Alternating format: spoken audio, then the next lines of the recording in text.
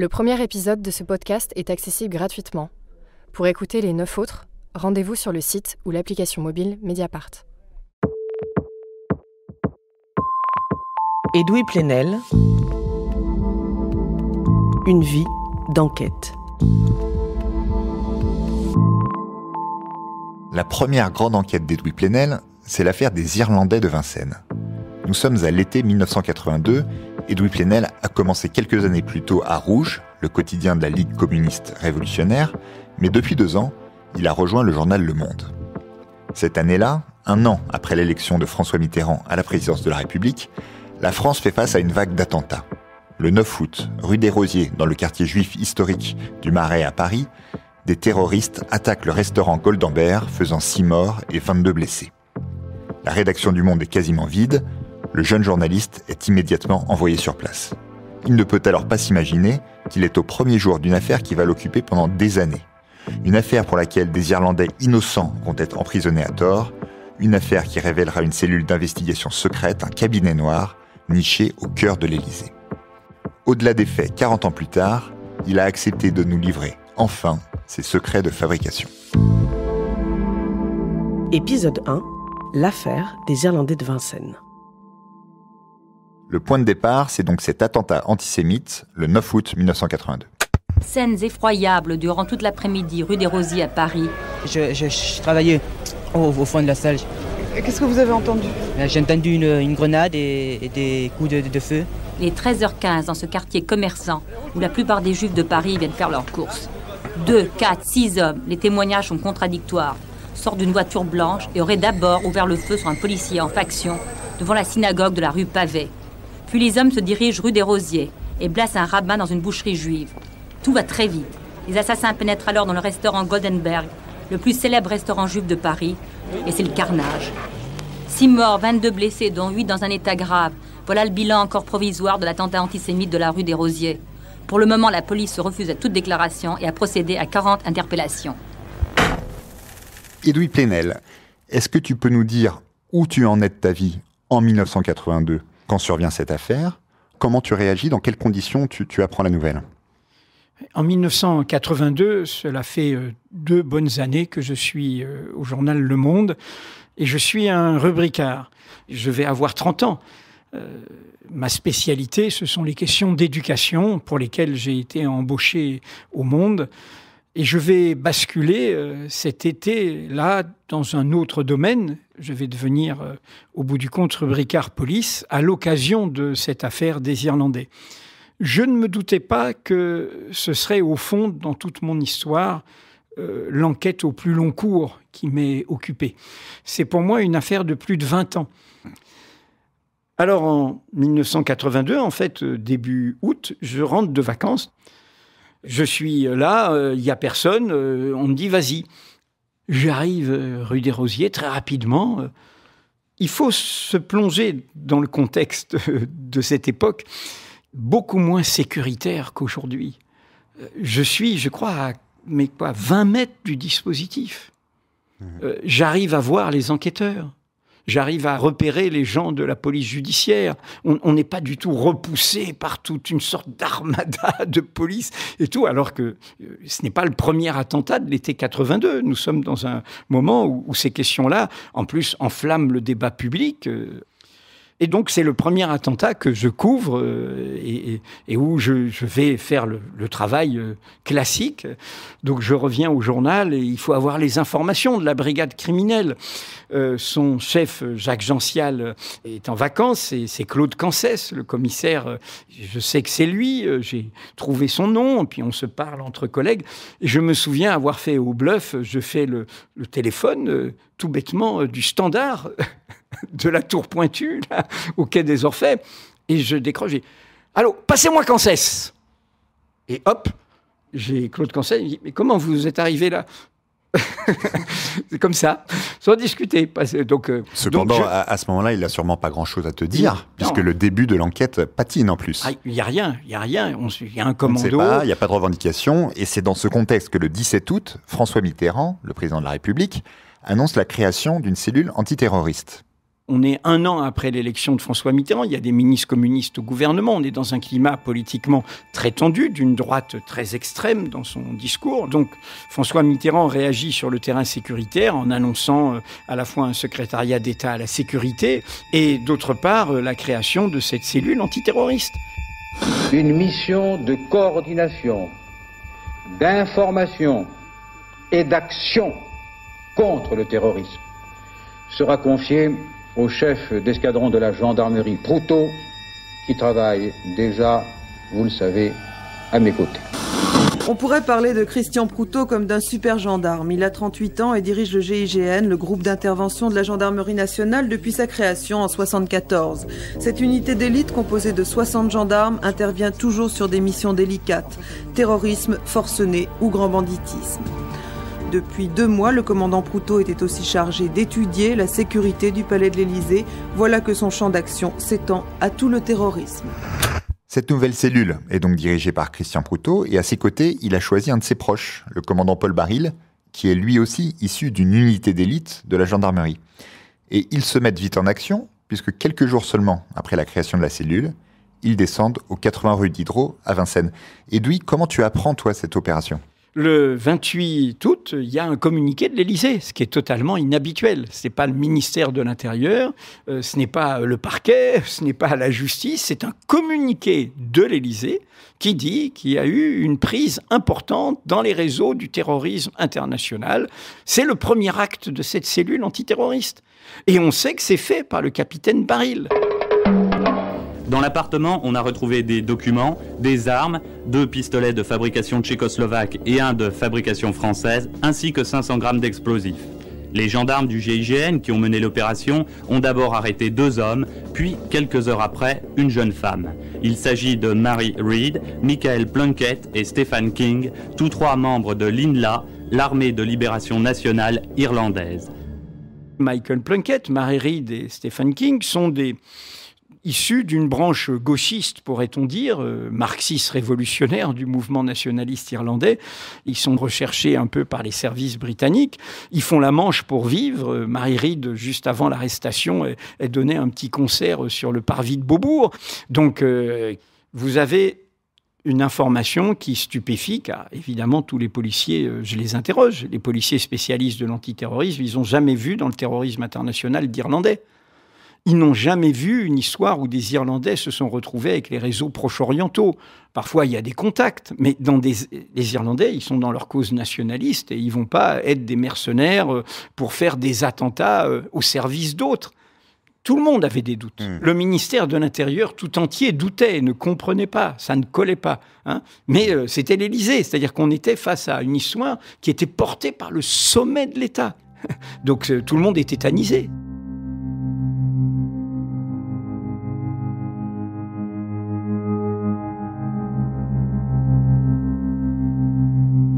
Quelle va être ma longueur d'avance ? C'est des Irlandais.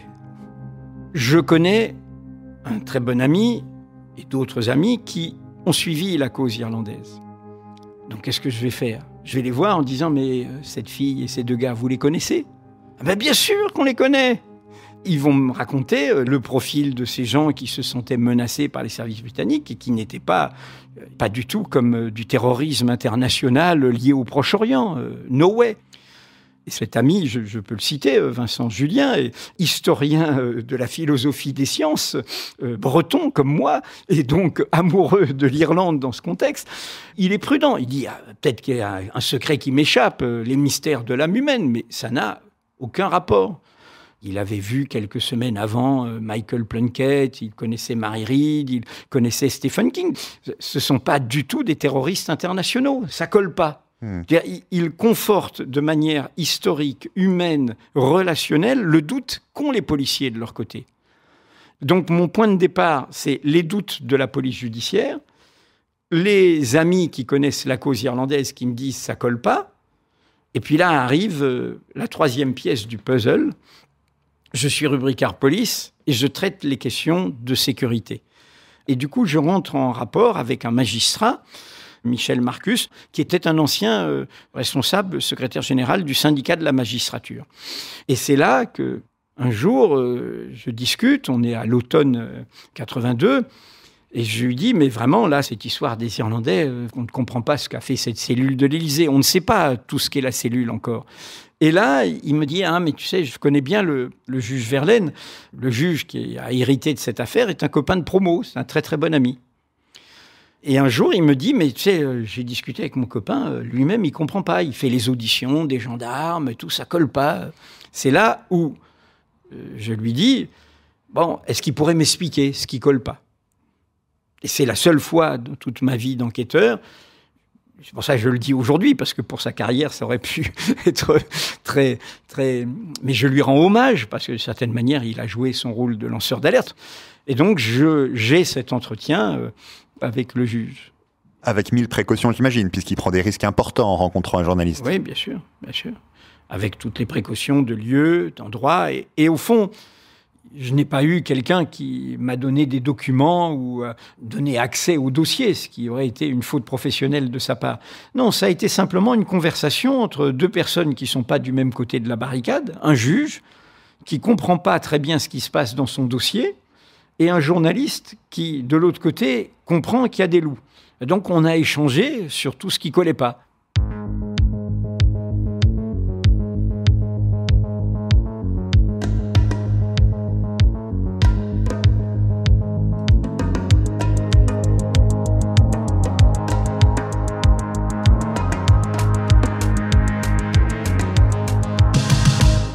J'ai donc tout le puzzle, les doutes des Irlandais, les doutes de la police, les doutes du juge. Mais entre-temps, il y a un problème. Cette source judiciaire me dit... Le juge Verlaine, donc. J'ai déjà raconté tout ça à un journaliste. Et c'est bizarre, il n'en a rien fait. Et le journaliste, c'est quelqu'un que je connais bien, que j'avais perdu de vue. Georges Marion. Nous avons la même histoire, nous étions dans le même parcours d'engagement de l'après 68. 10 ans de plus que moi, Georges, et par ailleurs, déjà, lui, spécialiste de la police, bien avant moi. Donc ce magistrat a cette vieille relation déjà avec Georges Marion et ne comprend pas qu'il n'y ait rien dans le Canard enchaîné. Et donc, je me dis, mais si Marion, qui est très sérieux, très compétent, n'a pas publié, c'est qu'il y a un loup. Et c'est comme ça que va renaître mon amitié et ma relation professionnelle avec Georges Marion. Je l'appelle au Canard enchaîné et je le rencontre. Moi, je me souviens très bien de cette rencontre. Georges Marion. J'ai tout de suite vu que Plenel, que je connaissais sous différents aspects, notamment nous avions eu un compagnonnage militant, mais je le connaissais pas dans ses activités professionnelles de journaliste. Moi, j'avais des sources qu'il n'avait pas.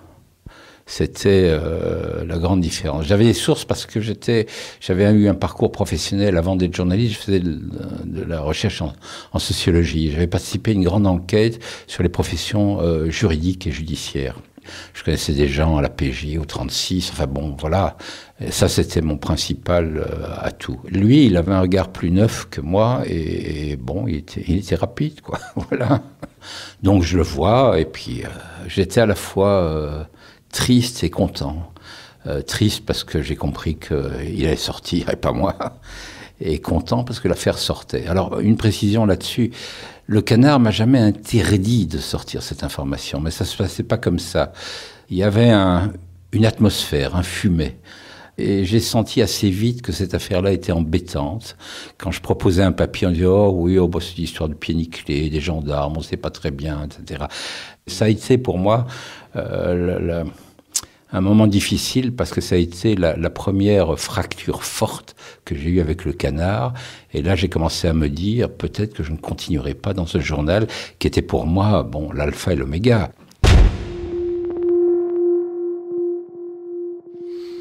Le Canard enchaîné, qui était connu comme le journal des enquêtes, au début de la présidence et pendant presque toute la présidence François Mitterrand, va étouffer ce qui dérange Mitterrand. Pour des liens qui peuvent se comprendre, il y a des liens à la fois de conviction, ils ont accompagné le souhait d'une alternance, des liens de proximité amical. Leur avocat est Roland Dumas. Et voilà. Et leur avocat est Roland Dumas, qui n'est pas encore ministre, qui va le devenir et qui est tout à fait lié à François Mitterrand. C'est-à-dire que ce que nous allons incarner, pas seulement moi, je dis Marion, Bertrand Legendre, avec qui j'ai travaillé au Monde, dans ce moment-là, c'est la défense de ce journalisme au moment où le journal hebdomadaire, qui était le symbole du journalisme d'enquête, lève le pied. Donc Marion me donne le feu vert. Elle me dit, très bien, si tu sors ça, je suis ravi. Parce que du coup, je vais pouvoir dire, mais voyez, je l'avais et on se fait doubler. Ce qui se produira ? Ce qui va se produire et ce qui va commencer mon tandem, c'est-à-dire que moi je sortais dans Le Monde qui sortait à la mi-journée le mardi, daté du lendemain, et lui sortait dans Le Canard enchaîné qui au même moment était sous presse et qui se retrouvait dans les rédactions en fin de journée le mardi. Donc tu as le feu vert de Georges Marion, qu'est-ce qui manque encore à ton puzzle pour pouvoir publier ? Je vais faire mon contradictoire en allant à l'Élysée et voir la cellule de l'Élysée. Je pose mes questions, j'ai leurs réponses. J'appelle évidemment Antoine Comte, qui est l'avocat des Irlandais, et qui donc va comprendre que j'ai tout ce qu'il y a dans le dossier et que lui, en fait, voulait rendre public à son rythme. Et là, on est au cœur de l'indépendance aussi. Ne pas être prisonnier de l'agenda de ceux qui sont concernés.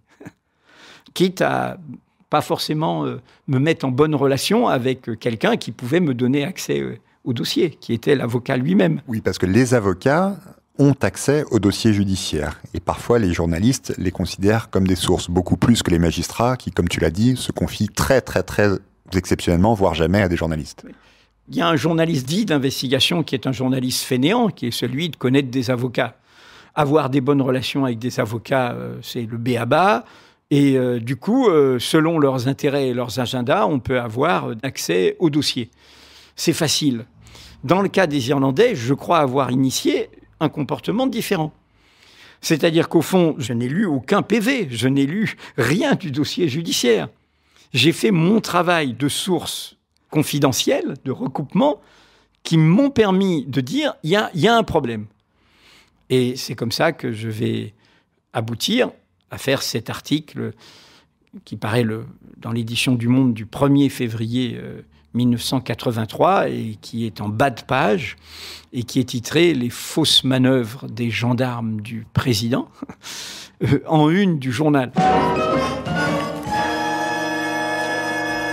C'était le 28 août 1982. Les super gendarmes du GIGN arrêtaient à Vincennes 3 Irlandais présentés à l'époque comme de redoutables terroristes internationaux. Des affirmations qui sont aujourd'hui remises en question par le journal Le Monde comme par les avocats des 3 militants. Les informations qui ont été diffusées par la presse hier et ce matin sont particulièrement complètes et particulièrement exactes. Et je dois dire qu'à la fois la nature de ces informations et la soudaineté de cette publication a surpris les avocats de la défense, mais il est exact que l'ensemble des éléments qui y sont apportés sont conformes à ce que nous connaissons du dossier. Ces éléments révélés dans ton article portent sur les conditions de la perquisition. La procédure a été bâclée, aucune empreinte n'a été relevée, on n'a aucun cliché des armes ni de l'explosif, et la perquisition s'est faite en dehors de la présence des Irlandais, ce qui est strictement interdit. On vient d'entendre dans l'archive l'un des avocats des Irlandais commenter l'article. Que fait Maître Antoine Comte, que tu connais déjà, à la suite de cette publication ? Évidemment, il s'en empare. Et il va faire un recours pour la libération. Ils sont en prison, les 3. Mary Read, elle a un jeune enfant qui est placé pendant tout ce temps-là. Et donc, l'avocat fait une demande de libération de ses clients, où le dossier est examiné. Et là, procédure, chambre d'accusation, non. Fermez le rideau, il reste en prison. J'ai tout faux. La justice confirme que le dossier est nickel et que tout va bien et qu'il faut les garder en prison. Pourquoi ? Parce qu'à l'époque, c'est une justice très liée au parquet, très liée, d'ailleurs ça s'appelle la chambre d'accusation, très liée aux charges. Le parquet est nommé par le pouvoir. Il faut beaucoup de courage pour dire que le dossier ne tient pas.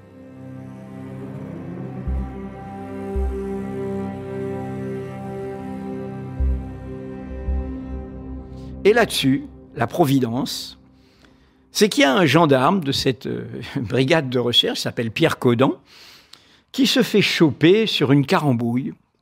Donc il se retrouve devant un juge pour une affaire, un délit qu'il a commis. Voilà. Et devant le juge, il dit je voudrais parler à votre collègue qui s'occupe de l'affaire des Irlandais. Et qu'est-ce qui lui prend ? Il veut se venger. Il a été dénoncé par d'autres collègues. Il veut se venger parce que lui, il fait partie de ceux qui ont été dans cette histoire. Il a lu l'article du Monde. Et au juge Verlaine, il dit, mais vous savez, tout ce qu'il y a dans le Monde, c'est vrai, et je vais vous donner les détails. Et il raconte. Et il raconte quoi ? Le poteau rose de cette affaire, c'est-à-dire que l'opération se fait sans officier de police judiciaire, que les constatations de police judiciaire se font après, qu'elles se font en l'absence des personnes concernées, ce qui va permettre de mettre les fausses preuves, c'est-à-dire des armes en plus et des explosifs, parce qu'il fallait des explosifs pour dire vraiment c'est des terroristes très très dangereux, et que tout cela devra être habillé.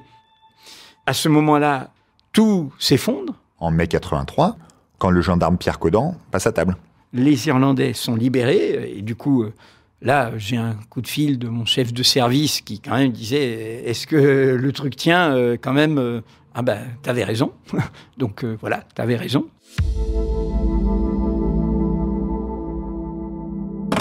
Les 3 Irlandais ont été libérés hier soir sous contrôle judiciaire. Pendant les 10 mois de leur incarcération, ils n'ont cessé de nier les charges réunies contre eux par le groupe d'intervention de la gendarmerie nationale. J'ai réalisé qu'il y avait une machination. J'ai dit au juge, et c'est enregistré, je crois, que la police a fabriqué des preuves. On a trouvé un pistolet chargé dans les jouets de la petite fille, un pistolet sous un matelas, un autre dans un placard. Et une bombe prête à exploser sur l'étagère des toilettes, à portée de l'enfant. Aucune personne sensée ne ferait ça. Qu'est-ce que tu ressens à ce moment-là ? Ah ben moi, je ressens une grande joie d'avoir fait libérer 3 personnes. C'est vraiment ça. Je les connais pas, hein.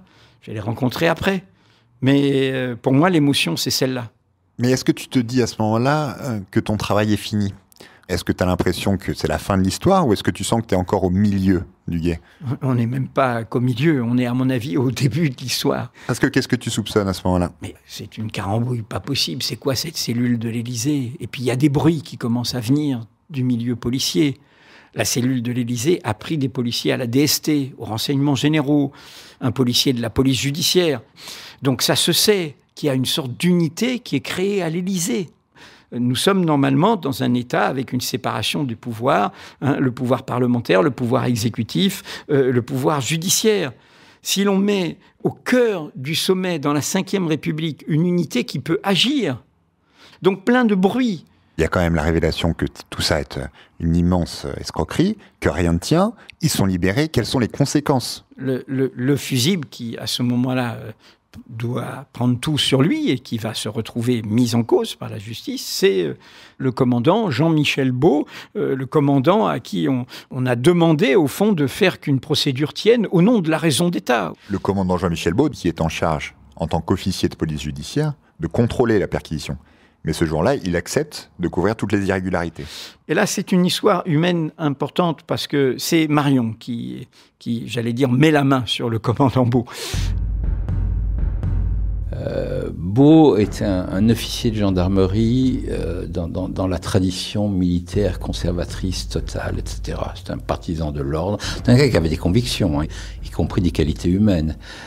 Mais bon, il était dans une certaine tradition. Son père était général.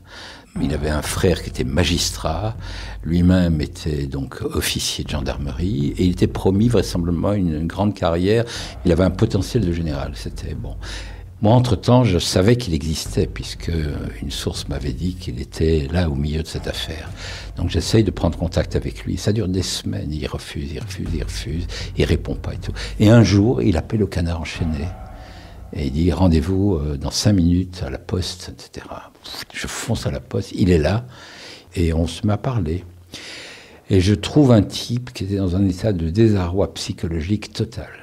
Sa carrière qui était foutue, ça avait foutu en l'air son couple, enfin bon, c'était un tsunami professionnel et psychologique, son affaire. Il dit, je me suis fait baiser, et il se met à me parler, mais il me dit pas tout, et puis il ne sait pas grand-chose. Et je le vois pendant des mois et des mois et des mois. Je sens un psy, non payé, j'insiste. Et il me parle. Il pleure en réalité. Enfin, il pleure, pas avec des larmes, mais dans son cœur, dans sa voix, dans ses tripes, quoi. Et je fais de la maïotique, quoi. Je la couche. Et petit à petit, on avance, quoi. Bon.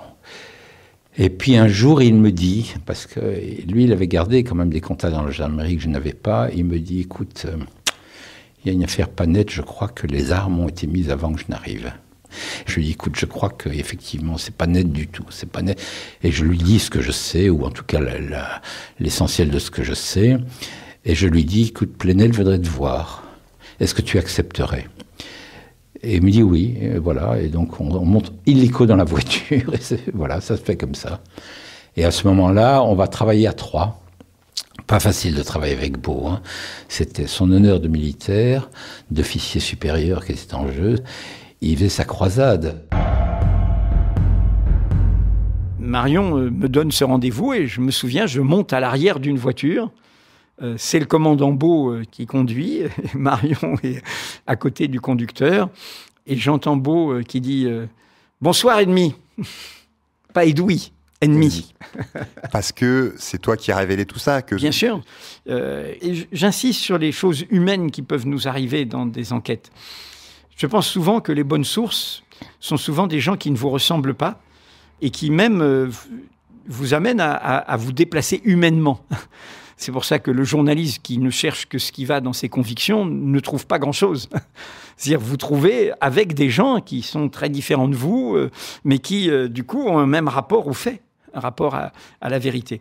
Donc, on va mettre 2 bonnes années dans ce trio improbable entre Le Canard enchaîné, Le Monde et une personne qui est au cœur de cette affaire par le hasard de la façon dont la gendarmerie lui a demandé d'accompagner ça. On va essayer de comprendre pourquoi ils ont été arrêtés, ces 3 Irlandais. Ce truc qui s'avère totalement foireux, sans queue ni tête, est bien venu de quelque part. Voilà, pendant 2 ans, on ne fait pas que ça, hein, c'est un feuilleton, une histoire qu'on ne lâche pas.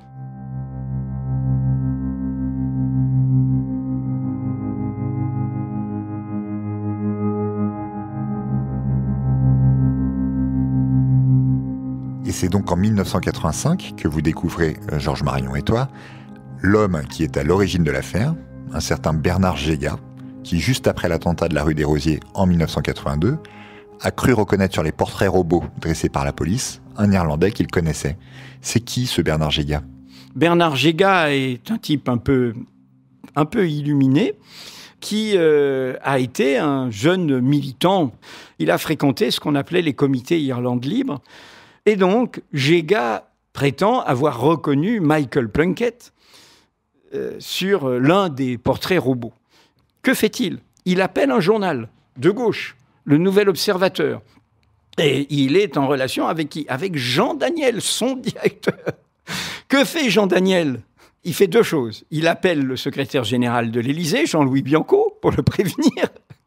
Donc il appelle le pouvoir politique. Et deuxièmement, il le passe à 2 journalistes, dont l'une, Elisabeth Chemla, est très proche du GIGN, qui vont faire quoi ? Non pas enquêter, mais filer l'info à Paul Baril. Donc, aux apprentis Paul sorciers. Paul Baril, numéro 2, donc de la nouvelle cellule. De la nouvelle cellule. Et donc vous mettez la main sur Bernard Géga et vous arrivez à lui parler ? Et lui parler pour lui dire, entre Le Monde et Le Canard enchaîné, c'est lundi que je le vois, je lui dis, nous allons révéler que vous êtes celui qui est à la source de l'affaire des Irlandais de Vincennes. Nous allons raconter tout. Et je ne vais pas rendre public que vous avez été à l'origine de ces informations et vous exposer sans que vous soyez protégé. Donc le but du rendez-vous, c'était surtout de le convaincre d'aller chez le juge. Tu dépasses pas un petit peu ton rôle de journaliste dans un moment comme celui-là ? Je ne pense pas. Révéler le poteau rose initial de l'affaire des Irlandais, pour moi, il faut que ce poteau rose soit aux mains de la justice et d'un juge indépendant. Et donc, le lendemain, mardi, J'ai eu un rendez-vous avec le juge en lui disant comment faire pour qu'il vienne dans votre cabinet. Il ne veut pas y aller tout seul. Il veut y aller si on vient le chercher. Et le juge dit, il faut que j'ai le tuyau. Donc, il faut que je le reçoive. Je reviens de ce rendez-vous et je dis à Marion et à Beau, il ne faut pas que ce soit nous, journalistes, qui opérions ça nous-mêmes. Donc, Beau et... Ça, tu ne l'aurais pas fait, tu n'aurais pas été jusque-là. Non, je ne là. l'aurais pas fait moi-même. Il n'était pas question qu'on le fasse nous. En revanche, Beau, il est partie prenante de cette affaire. C'est sa bataille. Donc, c'est lui qui fait le télégramme. Anonyme, depuis, je crois, je ne sais plus quel endroit de province. Il envoie le tuyau au juge. Bon, c'est comme dans Arsène Lupin, hein, je veux dire, c'est des ruses que nous faisons en sorte, par la magie, j'allais dire, qu'arrive dans le bureau du juge l'information selon laquelle Géga existe, qu'il est à telle adresse. Et le mercredi, quand nous sortons notre article, Géga est dans le bureau du juge. Est-ce que c'est pas un peu contradictoire avec ce que tu nous disais tout à l'heure, quand tu disais que les journalistes ne sont pas des auxiliaires de justice ? Bien sûr, c'est tout à fait contradictoire, en l'occurrence. Là, auxiliaire de la vérité. Moi, en l'occurrence, il s'agissait de faire condamner personne. Hein. Il y a un mensonge d'État et il faut le déployer jusqu'au bout. Il faut que cette vérité devienne aussi une vérité judiciaire. Et comment le prouver face à un pouvoir d'État relayé par des médias de gouvernement, de pouvoir, qui disent « circuler, il n'y a rien à voir » et qui épousent le mensonge. Donc notre rôle, c'est de faire que la vérité d'intérêt public soit établie. Et en l'occurrence, ça permettait qu'elle soit établie dans les formes. Le juge poursuit donc son enquête, qui va déboucher sur un procès en 1991, avec sur le banc des prévenus Christian Proutot, Jean-Michel Beau et Bernard Géga. Accablé, alors que le parquet n'avait requis aucune sanction contre lui, le préfet Proutot vient d'apprendre sa condamnation, 15 mois de prison avec sursis. Pour le tribunal, l'ex-commandant du GIGN et l'ex-chef de la cellule antiterroriste de l'Élysée étaient au courant des irrégularités de procédure. 15 mois de prison avec sursis aussi pour le lieutenant-colonel Beau. Oui, j'ai menti au juge, plaidait le gendarme, mais les ordres venaient de Proutot. Il ne s'est pas comporté à mon égard correctement. Moi, j'ai agi par sens du devoir et je trouve aujourd'hui qu'il est normal qu'il subisse les conséquences de ce comportement. 15 mois avec sursis également pour Bernard Géga, reconnu coupable de détention d'armes et d'explosifs. Des armes qu'il dit avoir remis à Paul Baril, auteur de l'arrestation des Irlandais de Vincennes. Baril, lui, n'apparaissait dans ce dossier que comme témoin. Mais quelques mois plus tard, en janvier 1992, se tient le procès en appel. Jean-Michel Beau est cette fois le seul à être condamné.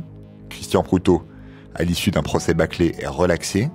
Et il sera même décoré de la Légion d'honneur par François Mitterrand. Quant aux vrais auteurs de l'attentat, ils ne seront jamais formellement identifiés. Une décision a quand même fait date dans cette affaire, car en 1993, Paul Baril t'a attaqué Edoui en diffamation. Or, non seulement la justice t'a donné raison, mais elle a déclaré, ce qui est rarissime, que tu avais apporté la preuve de la vérité dans l'affaire des Irlandais de Vincennes. Quelle leçon, Edoui, tu tires de cette affaire des Irlandais de Vincennes au bout du compte ? Quand je revisite cette histoire, je me rends compte combien ce que je vais devoir croiser et que Mediapart va connaître, qui est l'adversité d'une partie de notre milieu professionnel, est une donnée de base dans notre pays. Et ça, pour moi, ça reste une interrogation très, très... j'allais dire presque douloureuse, c'est-à-dire que pourquoi une partie de notre profession se fait à ce point le relais des pouvoirs, le relais des dominants. À l'époque, on n'a pas tout ce journalisme de talk-show, de blablabla, mais on a déjà un journaliste qui épouse le point de vue des pouvoirs en place, plutôt que de se dire, mais voilà, il y a une info, est-ce qu'elle est bonne, est-ce qu'elle est solide, est-ce qu'elle est costaude ? Et au fond, c'est ce qu'on a fait, voilà, avec des armes toutes simples, qui sont celles d'un journalisme indépendant.